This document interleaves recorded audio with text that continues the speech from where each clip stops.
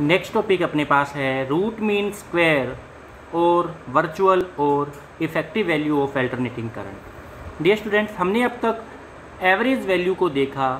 Average value क्या होती है कि कितना एवरेज चार्ज डिस्प्लेस हो रहा है किसी सर्किट में डिवाइडेड बाय टाइम टेकन, उसको हम average value of alternating current कहते हैं।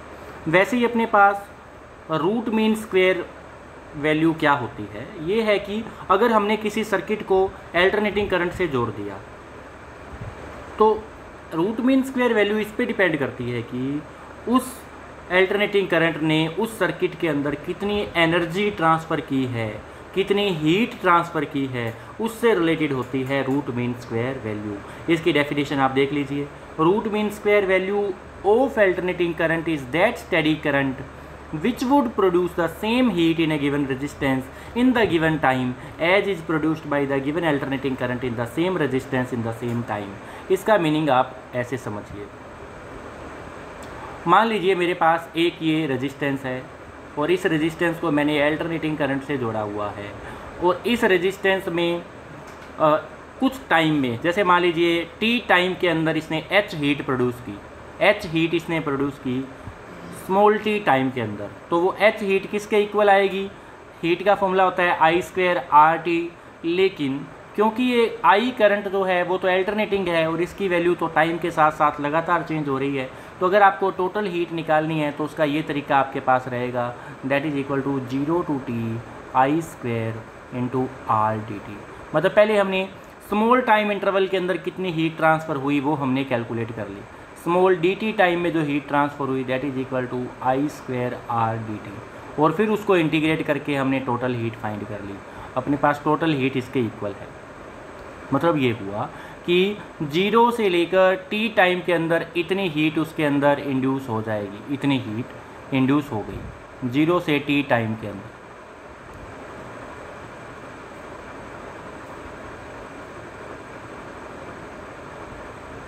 0 से टी टाइम में कितनी हीट प्रोड्यूस हुई?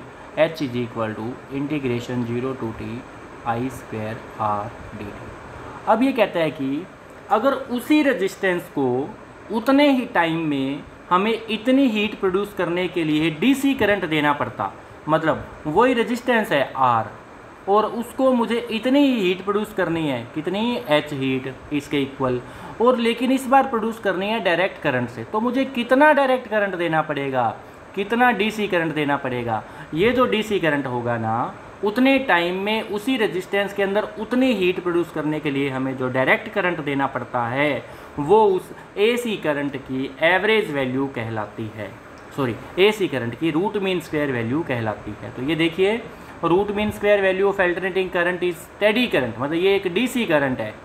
रूट मीन स्क्वायर किसी भी एसी की जो रूट मीन स्क्वायर वैल्यू होती है वो डीसी करंट की वो वैल्यू है जो किसी रेजिस्टेंस के अंदर उतनी ही हीट प्रोड्यूस करेगी उतने ही टाइम में जितना कि दिया गया अल्टरनेटिंग करंट उसी रेजिस्टेंस के अंदर उतने ही टाइम में प्रोड्यूस कर रहा है। So that is root mean square value. अब इसको कैलकुलेट करने के लिए ये देखिए, मान लेते हैं मैंने आर रेजिस्टेंस के अंदर पहले एसी दिया और 0 से कैपिटल टी टाइम के अंदर हीट कैलकुलेट कर ली। 0 से कैपिटल टी टाइम में मेरे पास हीट ये आई, इतनी हीट इसके अंदर रिड्यूस हुई एसी करंट से। अब इसी सर्किट को मैंने एसी तो हटा दिया, मतलब मैंने ये एसी हटा दिया और एसी की जगह बैटरी जोड़ी। अब देखा एसी ये हटा हुआ है।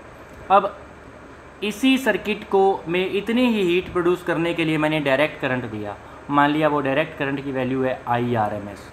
तो अब ये कितनी हीट प्रोड्यूस करेगा? हम चाहते हैं इतनी हीट प्रोड्यूस करे, मतलब आई आर एम एस का स्क्वायर इंटू आर टी, इतने ही टाइम में इसी रेजिस्टेंस के अंदर इतनी हीट प्रोड्यूस करे, हमें ये चाहता हूँ। तो ये जो डायरेक्ट करंट होगा ना, ये उस एसी की आर एम एस वैल्यू कहलाएगी। अब आप इन दोनों हीट को इक्वल पुट कर दीजिए। चलो मैं इन दोनों हीट को इक्वल पुट कर देता हूँ। एक तो मेरे पास ये है I R M S square into R t, और एक मेरे पास ये है 0 to t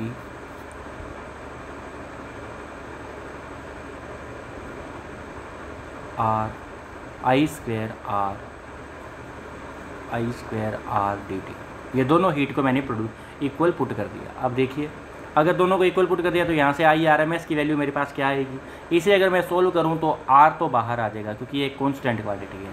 आर जैसे ही बाहर आया ये इस आर से ये आर कैंसिल हो जाएगा, तो मेरे पास आई आर एम एस की वैल्यू क्या आ गई, I R M S is equal to ये quantity 0 to t I square d t ये आ गई डिवाइडेड बाई कैपिटल टी, क्योंकि ये जो टी है ये इधर अपोन में चला जाएगा, और इस पूरे की पावर 1/2, इस पूरे की पावर 1/2 1/2 क्यों, क्योंकि ये जो इधर तो स्क्वायर था और हमें यहाँ पे अगर स्क्वायर नहीं चाहिए, हमें पावर 1 चाहिए, तो हम दोनों तरफ स्क्वायर रूट कर लेंगे। तो ऐसे अपने पास आई आर एम एस की वैल्यू ये आ जाती है 1/t 0 to t I square d T power 1/2। अब ये देखिए ये है अपने पास रूट मीन स्क्वायर वैल्यू, क्योंकि ये है स्क्वायर का मीन। ये देखो मैंने आपको बताया था किसी क्वांटिटी को टाइम के रिस्पेक्ट में अगर हम इंटीग्रेट करके और उस टाइम लिमिट से डिवाइड कर दें तो वो अपने पास एक एवरेज वैल्यू आ जाती है। तो एक्चुअली ये चीज़ एक एवरेज वैल्यू है, और ये एवरेज वैल्यू किसकी है, आई स्क्वायर की।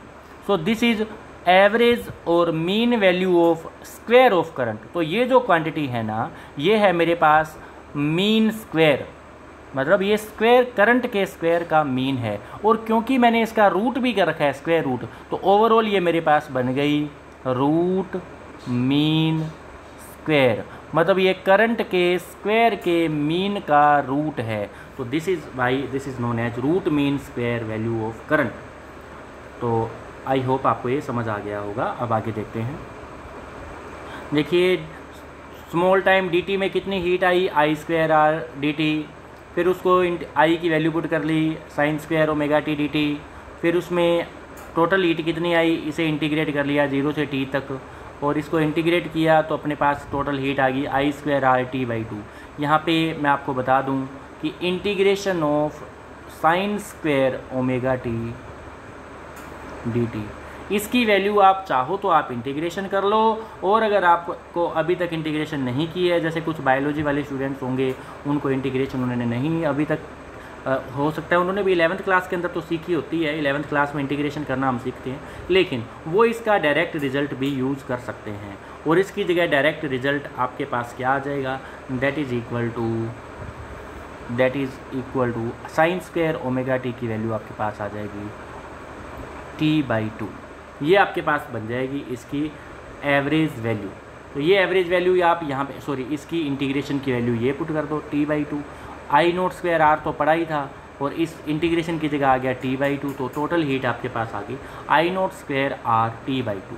अब देखिए अगर इसी को ही हमने इस DC करंट दिया होता तो कितनी हीट आती, आई RMS। आज चाहे तो आप वर्चुअल के लिए V यूज़ कर लो, चाहे RMS के लिए RMS यूज़ कर लो, वो एक ही बात है।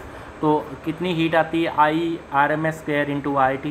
अब इन दोनों हीट को इक्वल पुट कर दीजिए, इन दोनों हीट को अगर हम इक्वल पुट कर देते हैं तो आपके पास रूट मीन स्क्वायर वैल्यू आ जाएगी, या वर्चुअल करंट की वैल्यू आपके पास आ जाएगी। दोनों को इक्वल पुट किया तो RT से RT कट गया, तो IV की वैल्यू आ गया I0/√2।